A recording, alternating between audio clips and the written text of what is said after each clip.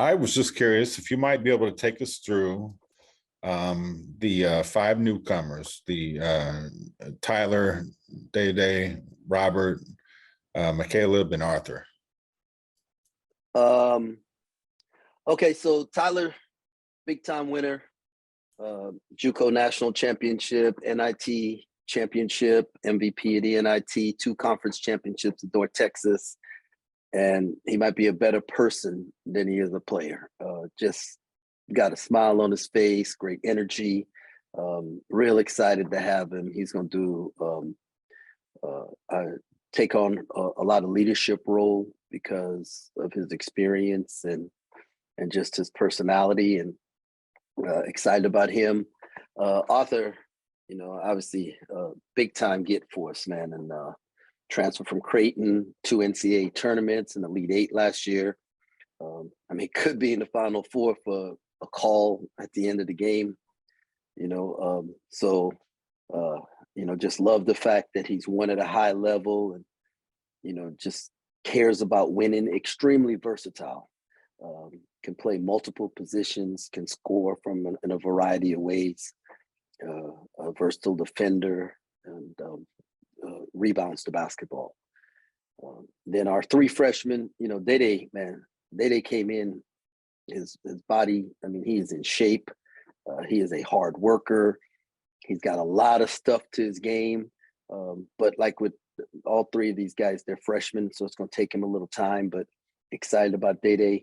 Buddy is a physical specimen, got a lot of gifts and talents, really working real hard to get himself in college basketball shape, which is a lot different, but man, another great worker and just a fun kid to be around, man. And then RJ, obviously, is a gifted scorer, played at a high level. You know, with all 3 of these guys, there's an adjustment period that's going to take place, but RJ's the kind of kid that, you know, he could play, you know, 10 minutes and have 9 points because he's such a gifted shooter and scorer. And so excited about all 5 of those guys. And, you know, they fit in well with the other guys and they're working really hard right now.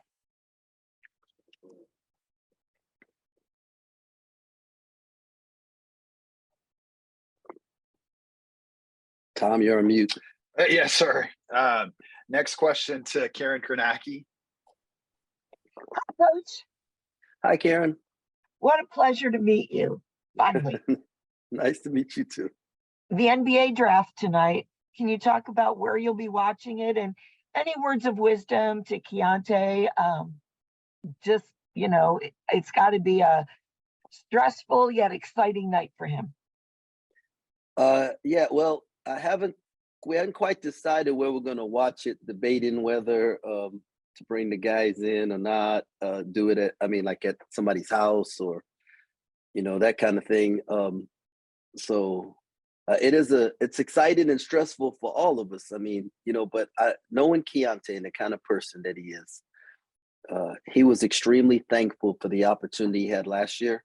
And I expect him to, you know, the same this year and what's going on right now, that he is going to be thankful that he's in this position, and whoever calls his name, he's going to be extremely thankful for that. And I guarantee you that whoever calls his name will be a year from now being very thankful they picked him, because he's just a terrific human being and an excellent basketball player. Reports say that he's been working extremely hard and just killing it in some of the combines or workouts for teams. Have you heard from any of the teams? Do you have any feel at all where he might go and who might be interested in him? I have heard from several teams. I don't have a clue. There's a few that are like a little bit more interested than others, but that really doesn't mean anything with the draft because of trades that are going to take place, because some people put out false information to throw you off the track. You know, I mean, there's so much gamesmanship going on game day, you know, other than with probably the top 3 drafts picks.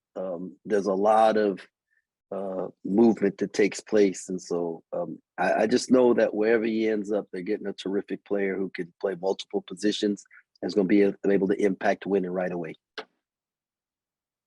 Thank you, Coach. You're welcome. Thank you, Karen. Thanks, Karen. We'll go to TJ Cleveland next. Hey, Coach, with the draft tonight, I was just wondering, whenever you got to campus and whenever you first got Keontae to campus, just did you see these guys and kind of think that, they could be NBA players, or they kind of developed into that? Just, I know you were high on them when they got here. Just what's your thoughts on that? Well, man, I thought, we had a couple all-conference guys on the roster. And if you're an all-conference player in the Big 12, you could play in that league. And so, the fact that they were both All-Americans and, that's just a credit to them and their hard work. But yeah, you didn't think about the NBA draft. And I think that's what was great about these guys. They would just focus on being the best version of themselves here for Kansas State.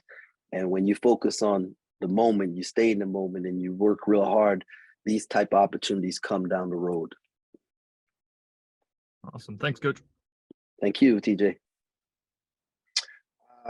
Next question to Michael Goins.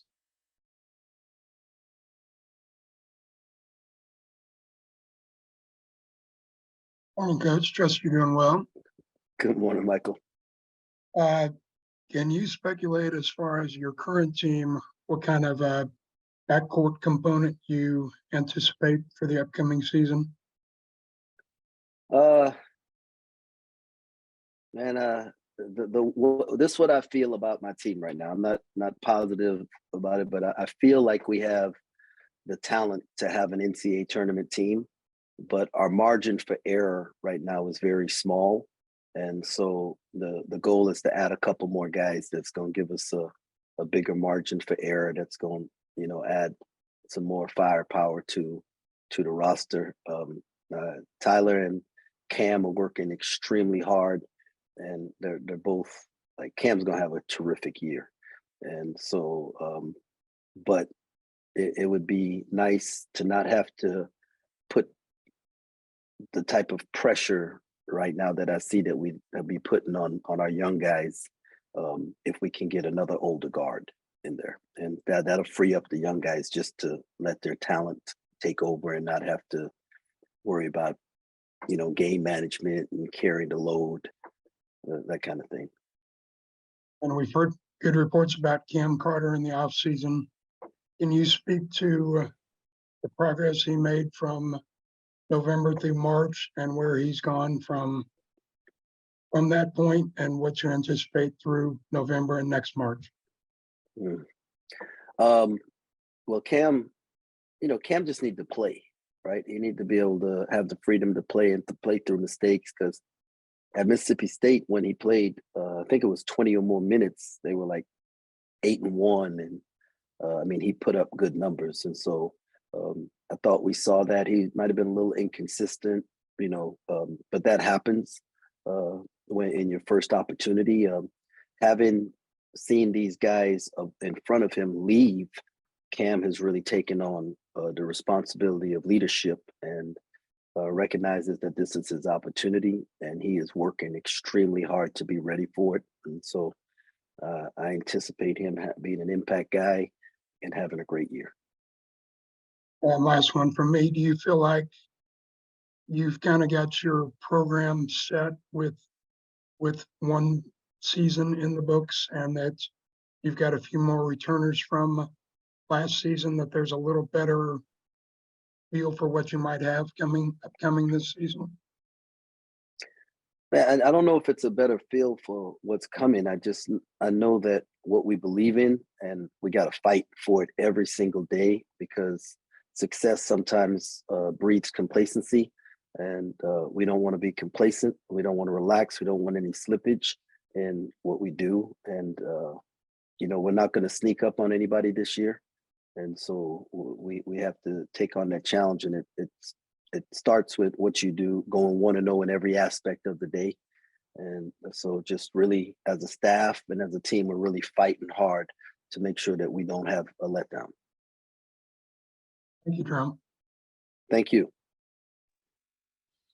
Next question to Kellis Robinette.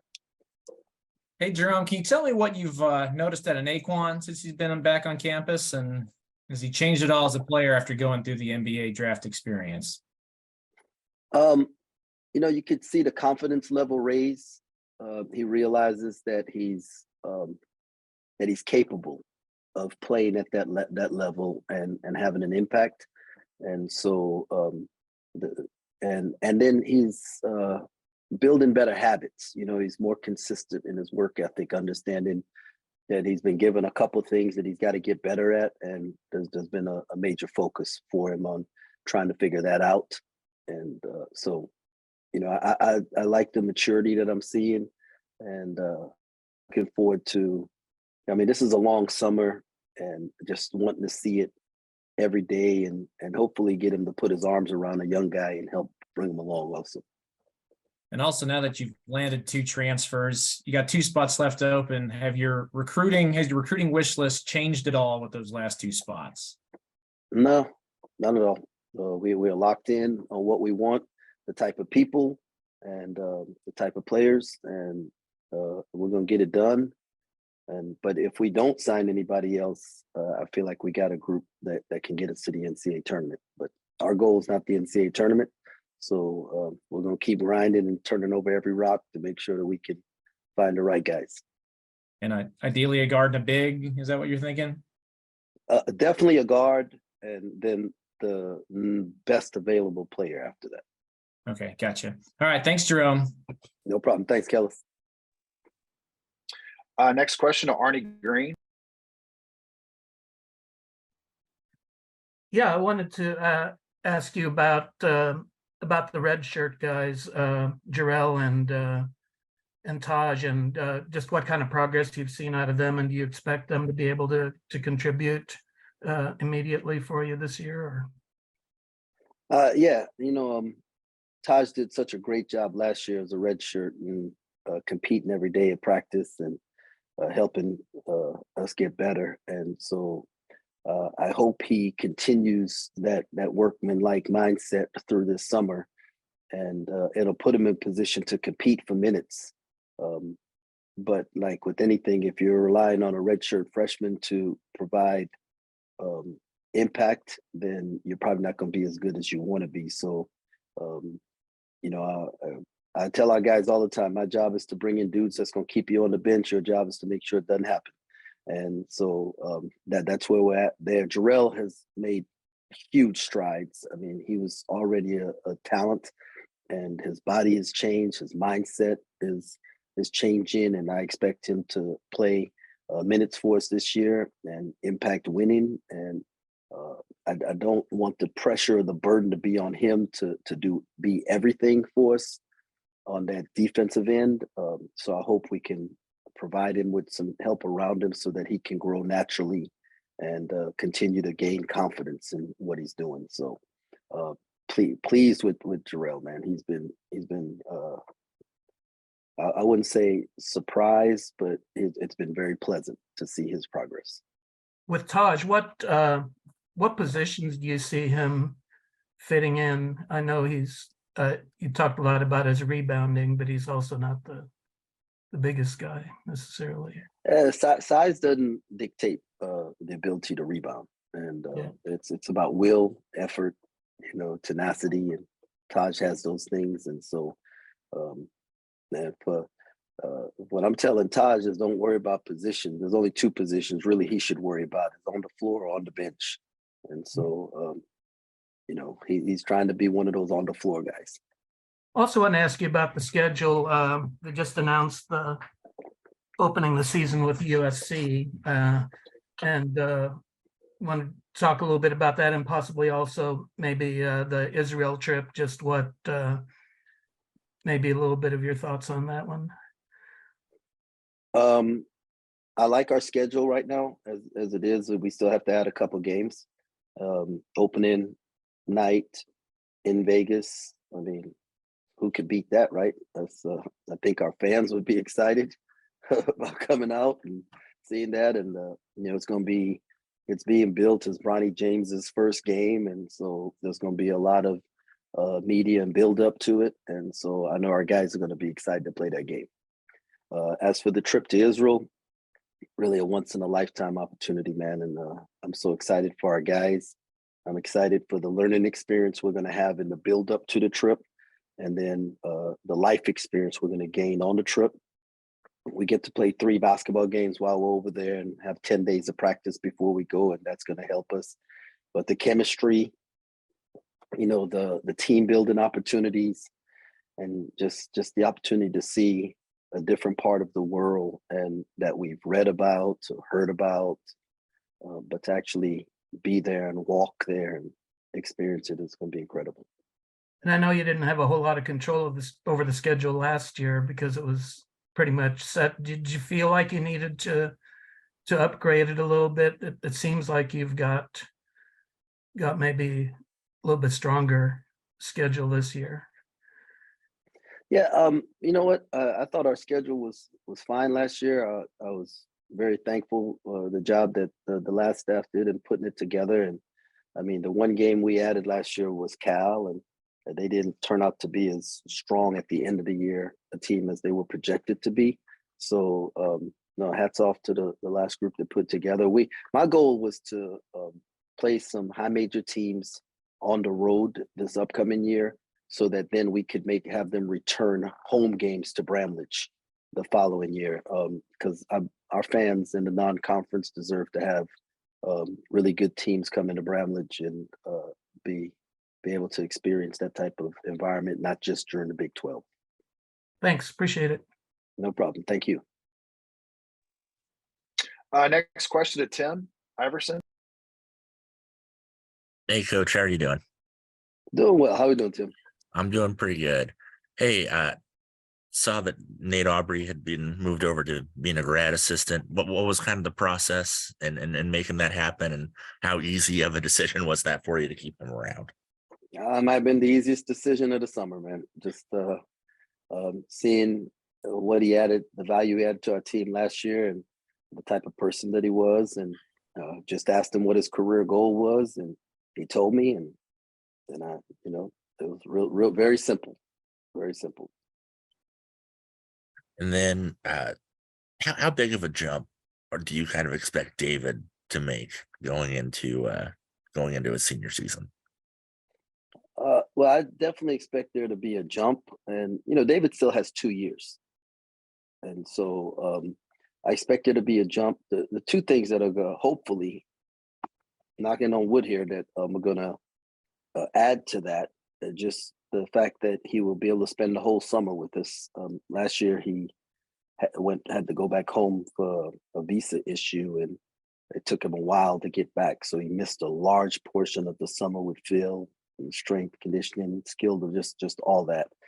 And then he had the injury during the season that, you know, it took a while for him to come back. And so if we can avoid those two things, that's going to naturally give you a jump there.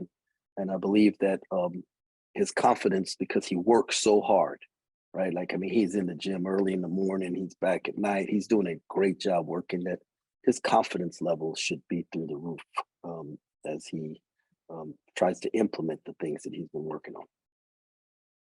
And then, do you have a timeline at all? I know with Coach Sutton leaving, you have a spot open on the staff. Do you have a timeline that you want to fill that spot, or is that later down the road deal? Yeah, no timeline. You know, we're examining the program and figuring out what the need is. You know, whether it's when you lose a guy like Kevin Sutton, it's a big loss, and so it usually takes more than one person to fill that role. And so blessed that we had Anthony Winchester here to be able to move him up and give him more responsibilities, because he's such an asset. And now it's about figuring out, do we fill that role with one person or two people? Do we, you know, I'm not quite sure yet. Would like to have it, you know, sometime by July, so that we can start building some chemistry. The good thing is having those 10 practices, as long as they're here by the end of July and we can start working together on game-like situations, I think that's gonna help us. Thanks, Coach. Appreciate it. Next question to Derek Young. Hey, Coach, just touching on what you just said about Coach Winchester, what kind of was the motivations, or what has he done to really prove to earn that new responsibility? Man, we got an hour to talk about A-Dub. You know, I mean, he's gifted, man. God, his life experience, his experience as a player, the success that he had, his demeanor, how he delivers a message. He sees the game a little bit differently from his experiences.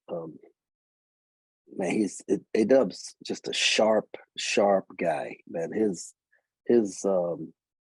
career path is gonna shoot. He'll go as far as he wants to go and do anything he wants to do in the game of basketball.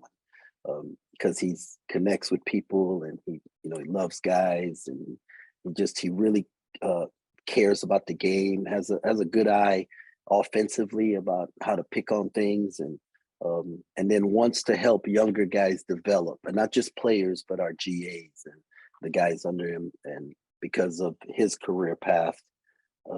And so I'm just blessed, man. We were blessed to have guys, and they say, across college basketball, your head coach and your 1 through 3, they're all pretty equal.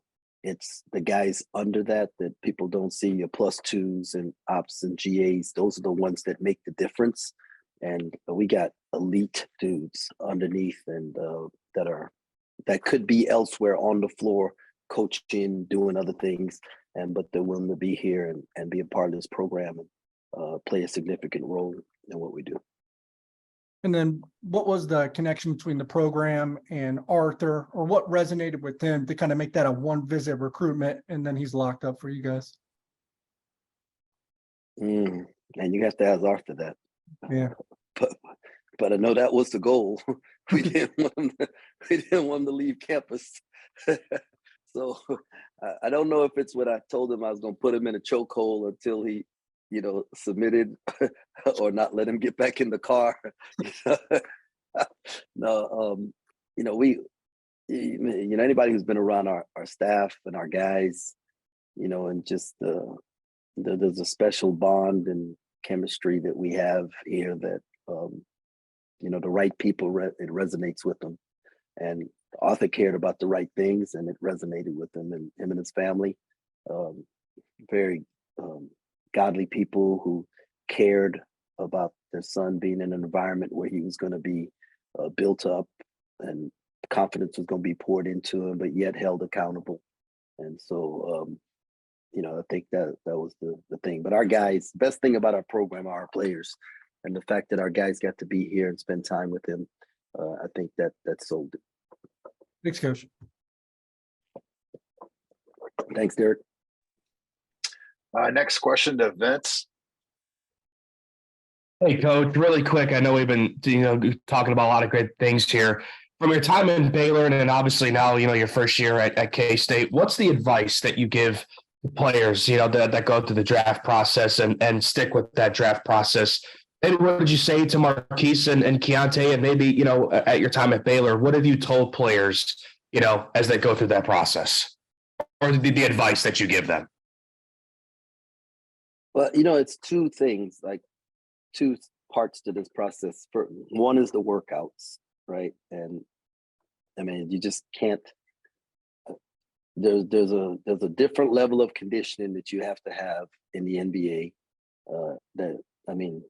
And so the number one thing I tell them is, when you go into those workouts, you got to be in the best shape of your life, and even more than you thought you needed to be. And so I thought both of those guys approached that well this year, from the feedback that I got, that they were in shape, and they were very, very competitive in every workout that they had. And then after that, man, whether somebody calls your name or not, you don't need all 30 teams to love you, right? You just need one, and you get the one team that loves you, and then you're there. And so don't worry about all the other stuff. Just focus, control what you could control, and enjoy this process because not everybody gets to go through. That's all I need, Coach. Thanks so much. Thank you. Next question, Eleni Gerber. There we go. Hey, Coach. I was just wondering how much you've talked to Marquise through his process and what it's been like for him just constantly trying to show these teams that he is an NBA caliber player. Keith and I talk often. He's traveling a lot, and I'll catch him in the airport for a few minutes here and there. I really been pounding Keith to help me with recruiting, so I'm on it. He's doing a great job with that. What I'm getting from NBA teams, every workout he's been in, I've gotten a call and they said he was the best player, and it was the best workout they had because the energy he brought and how competitive he made it. And then they finish with but he's 5'7". And I tell him at some point in time, if you got the guy who's the best player in all the workouts going around, 5'7" doesn't need to matter anymore if he's the best player. And so believing that some team, whether they call his name in the draft or they sign him to a two-way or give him an invite to camp, some team's going to bring him in. And if you give this kid a chance, I'm not going to bet against him. And so excited for Marquise and his family. And I mean, there should be a movie done about this young fella, man. Just the things he's overcome and his approach and the impact he's had on people's lives. He's a special one. And what's the help with recruiting you've been asking him for? Oh man, players tell the truth to each other, right? And so sometimes I can tell you something and I have to say it or it sounds good, but when they talk to each other, they tell the truth, and guys know that. And I have no problem with anybody in our program speaking with a recruit, because I want them to tell them the truth, because I don't want a kid to come here thinking under one pretense and it be something different. And so when you have an All-American guard, the Cousy Award winner, talking to another guard about what it's like to play for me or be in this program, I like those kind of conversations. Yeah. All right. Thank you. One last question to Taylor Estridge, please. Or go ahead, Taylor. Hey, Coach, I was talking to Paul Mills down here in Wichita, and he mentioned that you kind of helped him out with this trip to his overseas trip this year. I was wondering if you could expand on that and how that kind of played out. We were planning to go to Greece, and then after the NCAA tournament, the opportunity came about for us to go to Israel. And when you'd already started down the road going to Greece, and then this opportunity comes about, you have to figure out a way to make it work. Well, Paul gets the Wichita State job. He wants to go on a foreign tour. I asked him if he, interested in going to Greece. And, we had already put some money towards the trip that we would gear towards them. And so it worked out well for them in the timing of the trip, and was able to help us in the timing of ours. And, so it's, Paul's my guy, man. He's just anything I can do to help Paul, except on the nights we play each other. I'm willing to do. I just love him and his family, and really, really great for our state, man, to have such terrific men leading the programs across the state. And, Did you have to sell him on it, or did he kind of jump on that? I think I don't remember trying to sell him on it, anything. I never want to I think this is something he wanted to do, and it worked out well in the timing of things. And it was best for his program, because he's never going to do anything that's not, and I'm never going to ask him to. And so, it turned out to be a good situation for both of us.